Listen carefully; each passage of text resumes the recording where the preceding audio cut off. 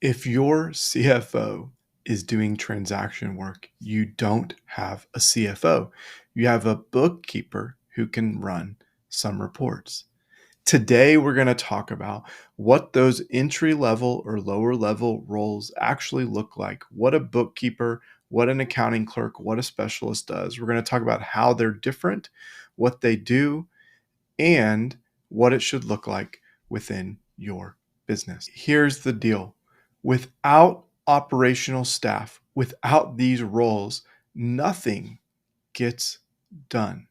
These roles are essential to having good data within your accounting department, which in turn means good data for you as an owner to look at. You can break these operational roles into three different categories: the bookkeepers, the clerks, and the staff accountants. The bookkeepers are your first hire. They'll record transactions and try and keep the books clean.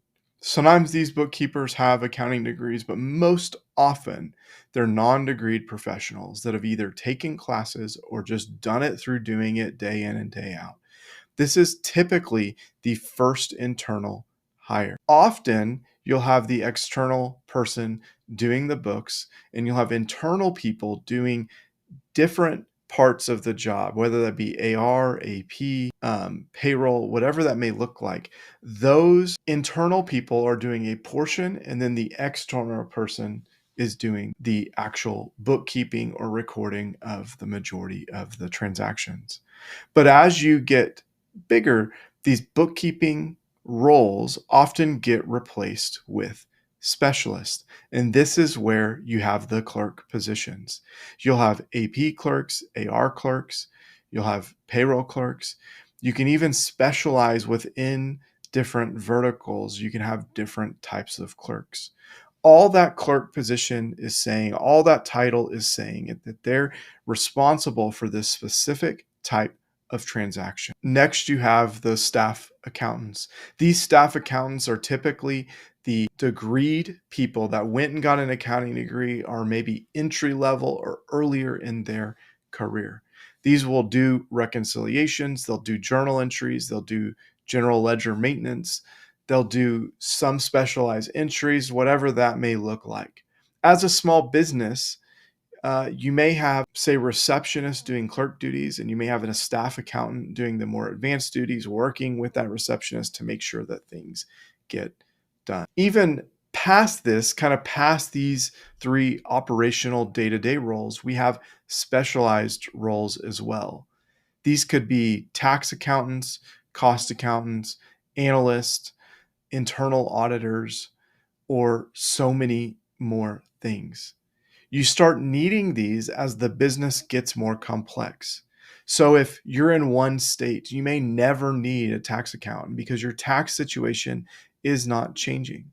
But as businesses grow and get more complex, they go in different states, they have different tax issues that pop up along the way. And those tax issues mean that they may need a specialist to stay on top of all the notices, all the logins, all the relationships, and even work closely with the CPA that you may work with. Cost accounting is in businesses that are, say, manufacturing or more heavy type businesses, and cost accounting becomes very important. So as that business gets more complex, you may need a specialist that strictly works on the cost accounting aspects of the business.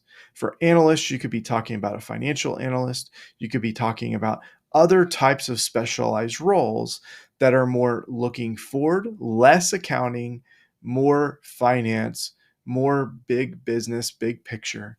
And then as you get into more medium or large businesses, you could have internal auditors. You could have people that are also in more specialized roles as well. This is not a end-all be-all list. This is just examples of what some of these specialized roles can look like. So I split these into operational roles and specialized roles. In reality, it's all one accounting department. And so these are, potentially not real separations, but I separate them this way because those operational roles are the first hires you're going to make, and then the specialized roles are the next hires you're going to make. I want to be clear. It's easy to overlook these low-level staff, but good staff at this level means that you can save money at the top. If your data is good, you have a lot less cleanup that needs to go on at the senior accountant, the controller level. If you have good processes in place and a good controller can put those processes in place, it means that you can reduce the number of staff that you need at the low level and the amount of time that your higher level is spending on cleanup items.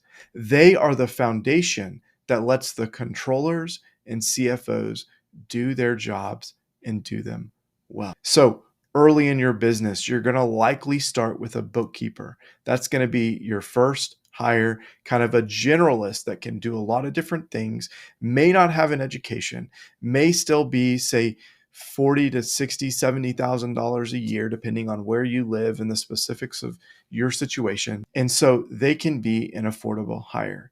As you get more complex, you have more work than that single bookkeeper can do. You can start hiring clerks. And then as you hire clerks, you can maybe hire that senior accountant, that next level up. And again, it builds on itself over time to where then as you get those clerks, as you get the staff accountants, you now start hiring those specialist positions. So they're building blocks.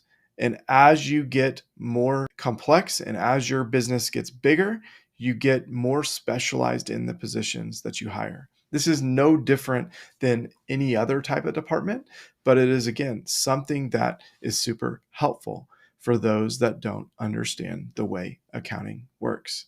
Thank you for watching this video. If you have more questions, feel free to leave those in the comments. I'll go down there and answer them as they pop in. Thanks again for watching. Like and subscribe, and I look forward to talking to you again soon.